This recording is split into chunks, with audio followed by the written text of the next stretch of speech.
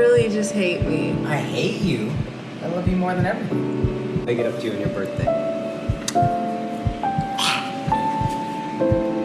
Clothes made my clothes so smelly. The smell is unreal because the balls. No offense to the homeless people, but like, you know when you get on the subway and there's like a homeless person sleeping and like everyone has to get out of that car? Yeah. That's what my husband's balls smell like. Oh my God, I hope he's not. Sure. But like, I like hit myself a couple of times like a fucking maniac, and like, that's not gonna make you feel safe either. No. So it was a lot of therapy. As soon as we got together, I'd been thinking about therapy for a while, and I realized I love this girl, and I don't even think I knew how much until therapy, but like, I was like, yeah, I love this girl. This girl I wanna make it work with. I can't let this get in the way.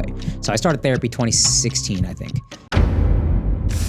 This about to be one of them videos here today.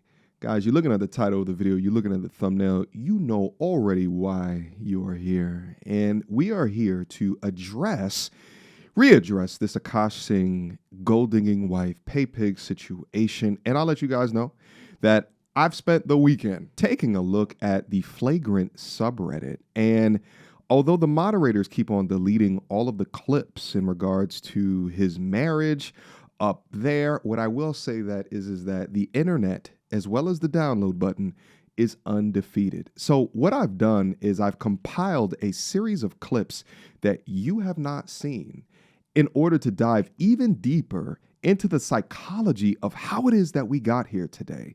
And I'll say this at the top, is that this appears to be an amalgamation of a bunch of different issues. Not only do you have simp-like tendencies from Akaash, but on top of that, you have a society which puts his tendencies up on a pedestal.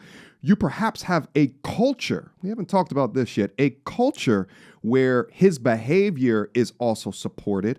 And outside of the bad behavior of his wife that is supported by the society, you also have a therapist which may be to blame as well. Akaash has admitted on podcasts months ago that he has self-harmed himself due to the relationship, which I think was a cry for help. And the more that you look at the clips and the dynamics and what has been self-admitted, the more that you just feel super sorry for the guy. We also have yet another response from his wife, and as well as a response from Andrew Schultz. So buckle up for this one. We gotta get back active. Without further ado, this was recorded on a podcast just 4 months ago. Tell me about your relationship with your wife. What's that like? A lot of work, a lot of therapy. We love each other so much. We're like deeply in love. And it's like we laugh all the time. But both of us grew up in like, and I'm talking about this in the next special. It was like turbulent households for both of us. We don't need to get too personal, but yeah, it's turbulent. So we didn't have any tools. Our fights would get crazy. Like I am very calm with her until I'm not. And then it's hard for me to cap the anger. 0 to 100 in a second. 0 to 100. 0 to 0 for 10 days and then...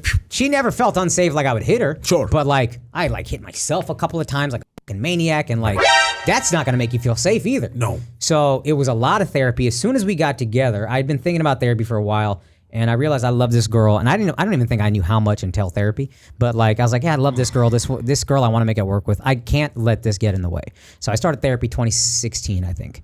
And then it didn't even really take hold, I feel like, until like 2019. And then 2021, I felt in like, whatever, 2024, 2025, I'm feeling more and more like, it's just one of my therapists, a couples therapist we had, said, all therapy is trying to get your emotions into words.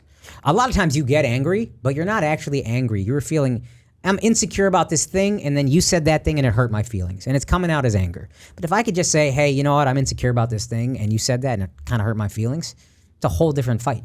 And that's what so much of what we're trying to work on. And my girl still pops off. For me, it's trying to stay patient through that and hearing her, and then getting, because again, she grew up not feeling like anybody's looking out for her. She's not feeling protected. So she has to fight for herself. So it's my job to try to listen to that, take that in, and then No, it's not. I also said to her, I got a real thing with scorekeeping. Okay, before he gets into the scorekeeping, tell me y'all picked up on this. As a result of this man becoming so upset with his wife, well, I guess at that time it'd be his girlfriend's behavior, he admits to hitting himself. He didn't go into detail, but he admitted it. Now, because of that, he sought out additional help because he wanted to make the relationship work, and he wanted to get married to this chick. And that help started 10 years ago. Let me ask you guys a question. Isn't there supposed to be an end date on therapy, on couples therapy? Isn't there supposed to be some type of measurable results or end goal that you're looking for? Not that as a function of this relationship or this marriage being on point, you are required to have a mentor or a guide or a therapist forever involved with it in order to make it work. Now, I would argue in some cases, it may be good to have a third-party opinion, especially if it's a trained person, take a look at the facets of your relationship to determine whether or not it's worth pursuing into the future. But that's not what happened here. What happened was decades of brainwashing to weaken this man, to downplay this man, to sully this man into the acceptance of his wife's behavior. How, after 10 years of therapy, does she still display the exact behavior that made you hit yourself into the first place? And now she does it on a podcast for the world to see. This diminishing of a man's behavior or personality is the exact reason why so many men say therapy is bullshit. Oftentimes, the masculine baseline or the masculine imperative within society is seen as wrong, is seen as incorrect, hence toxic masculinity. Whereas the feminine baseline or responses to situation is often seen as a correct response. Be patient, soft, slow down, understanding, kind, forgiving, non-confrontational, cooperative. Whereas I think, and especially in 50-50 relationships, a healthy balance between both imperatives is necessary. But in Akaash's situation, it's not 50-50. In fact, he pays for the lifestyle that she so graciously lives and then shits on by getting up on podcasts and talking about banging her co-host's husband. Quick emergency meeting. I was recently searching for my name online and found way too much personal information, which brought me down this weird rabbit hole of how that could have happened, and found out that there's companies out there called data brokers that will sell your data to marketers, scammers, and even stalkers. And it's a nasty, disgusting feeling knowing that there's bad actors out there selling my information, selling your information for profit. But that's why I'm recommending today's sponsor, Aura. Now, I use Aura to automatically remove my information from these sites and keep my information off. But they do other things as well, such as bank fraud and identity theft alerts, VPN access. But guys, utilize my link down in the description box down below for a 14-day trial. At least see if you've been compromised. Privacy is king in this day and age, and you should know if your information is out there. So again, utilize my link, aura.com/MTR, in the description box down below to try 2 weeks free. That's way more than enough time to see if your personal data has been exposed. Go now. This man is stuck in the genjutsu of so many forces within his environment that has now clouded his ability to think clearly and brainwashed into not only accepting or tolerating her behavior, but actually liking it. This is beyond rationalization of her behavior and her being a mean person. This man, in my opinion, has been therapied into Stockholm syndrome, where not only does he now agree with the verbal abuse being exacted upon him, but now he likes the shit and views it as an awesome character trait. This is madness. Imagine doing 10 years of therapy, being not even just the breadwinner, the only winner, and she still acts this way. Absurd. Let's go. Her, and then getting, because again, she grew up not feeling like anybody's looking out for her. She's not feeling protected. So she has to fight for herself. So it's my job to try to listen to that, take that in. And then I also said to her, I got a real thing with... Not your job. Ladies, fix y'all trauma before these relationships. She's a grown-ass man that has time in the day. She can figure it out herself, but she won't because you don't hold her to that standard. Scorekeeping. I've always felt like I get taken advantage of because I try to be nice, blah, blah, blah. And that was my big fear. Nice guy. So I finally let go of that. It helped a lot. I said to her, look, I'm going to do all these things. I'm going to do the therapy. I'm going to do whatever. She wasn't in therapy at that point. I said, I'm not... Before I would have made her, I'd have been like, I'm doing this and you're not. So I finally said, you know what? I'm just going to try to lead by example. And hopefully, if I grow enough, you will see the example and then you will also join me on this path.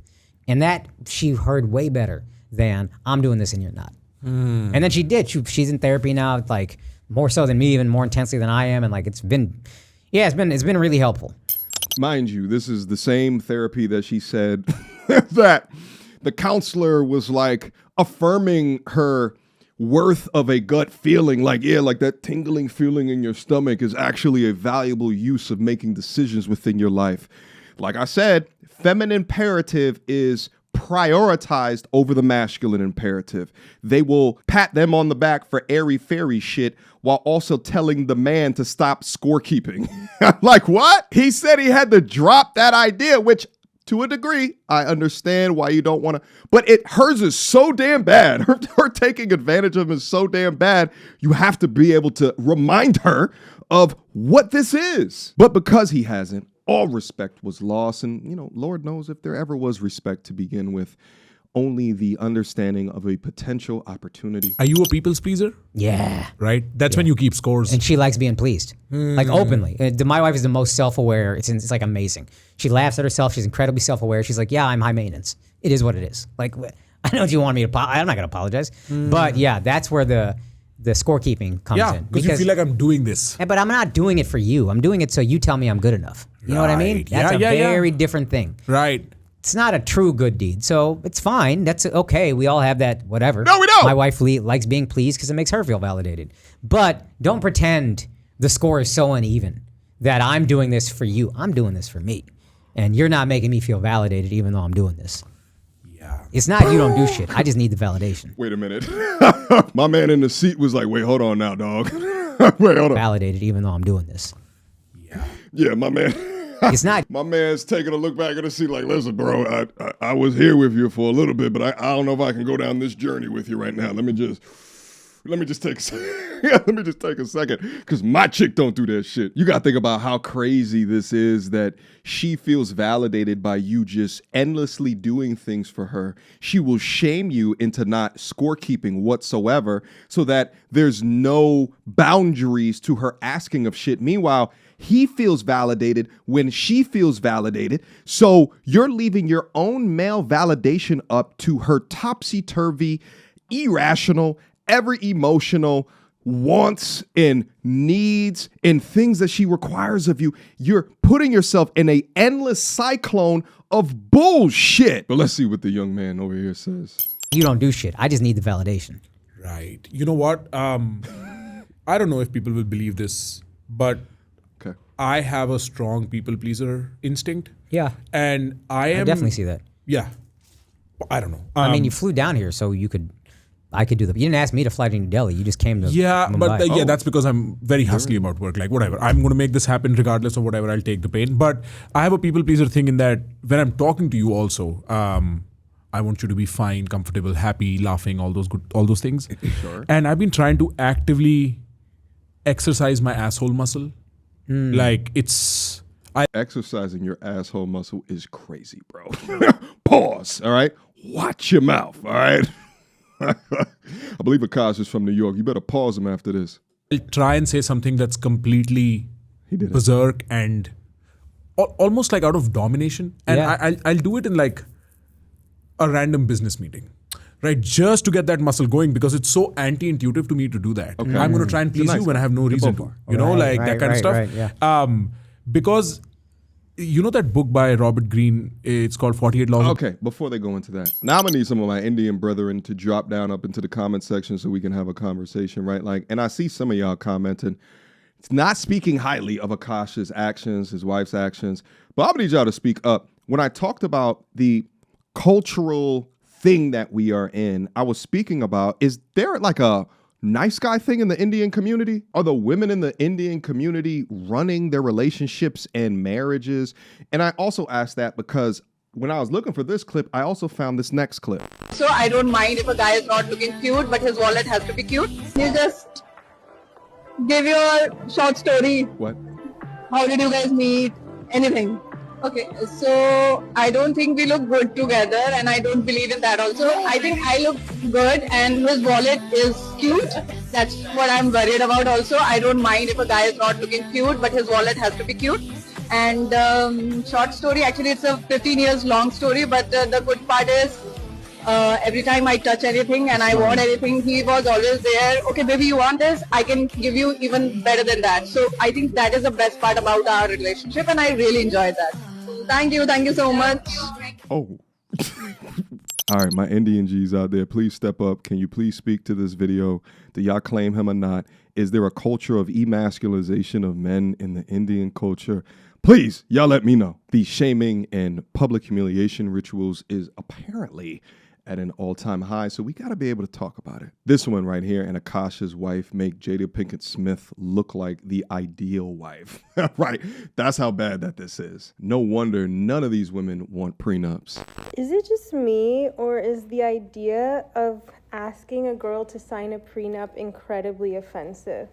And only one way. Like, if I asked someone to sign a prenup because I had some like booming business, then I would be like, yeah, can you just sign this prenup because like I don't want to like lose all my money. But then like if a guy asked me to sign a prenup, I would be like, I would call off the wedding. Like I would literally call off the wedding. You would have called off the wedding if I asked you to sign a prenup? Yeah, like I'm not even joking. I had no real ability. Yeah, like I'm not even joking. A woman telling you that she will call off the wedding due to a prenup is one thing. But then she also saying that if she was the moneymaker, she would absolutely ask for a prenup is a completely different level. And Akaash in the background laughing at that and not throwing her back into the streets where she belongs adds insult to injury. But my G's never allow these women to guilt you into not investing into a prenup. Even with their own logic, they would get it themselves. The state does not write these contracts in your best interest, so pay a lawyer to write the contract in your and her best interest. But even if you get that prenup, it's still not going to save you if you get it by a woman who will publicly speak about you like this. Clothes made my clothes so smelly. The smell is unreal because the balls. No offense to the homeless people, but like, you know, when you get on the subway and there's like a homeless person sleeping and like everyone has to get out of that car? Yeah. That's what my husband's balls smell like. Oh my God, I hope he stops. No offense to the homeless people, by the way, as she makes every offense to her husband. Oh my God, is that like... And by the way, why is there no ring on her finger? These podcasts that blow up in the women's sector are often relationship-based podcasts, and the ones that get the most traction are the ones that emasculate men. Even prior to podcasts, talk shows are the ones that emasculate men or go to Lifetime, and it's the ones where the man is the harmful one. So all of this is par for the course, but have a man talk about his wife's stinky vagina, and nobody would find that funny. Nobody finds that cute. And in fact, most of the internet would find that weird and insulting. This is why we must continue to talk about the monetization of man bashing. Gosh, like, please don't divorce me because my credit score is fucked up too, and it would leave me in a really bad position. But then I guess like I just would go to OnlyFans or something like that, and like it would even. Hell, you will. It will even out. No, I said if, like, God forbid, you know. If I divorce you. Don't say that. But you said it. Why are you even joking about that? I'm not joking. You're joking about getting on OnlyFans. If I said if. if. Well, I wouldn't do it anyway. Those are my feet. Well, don't even joke Don't joke about my feet. Everyone says to me, oh, Jasleen, you're so spoiled. You're such a brat, blah, blah, blah, blah, blah. But guess what? My anniversary, or I should say our 4-year anniversary, can you stop with the, like, shuffling around? Because I'm recording. And, like, this is, like, the thing that annoys me is when I'm recording, Akaash likes to make his life? No, likes to make the most noise possible. But I was just informed that, you know, unfortunately, I will not be receiving a gift for my anniversary because we got a Birkin. Or excuse me, I got a Birkin, but that was almost like a month ago now. Was it a month ago? I feel like it was about a month ago. I don't think it was a month ago, dude. It's fine, like, I guess you just hate me. You can't even fake cry. Look up, look up. The tears are there. They're on the inside. I can't help the timing of the gift. Babe, Yeah, baby. so you really just hate me. I hate you. I love you more than everything. Make it up to you on your birthday.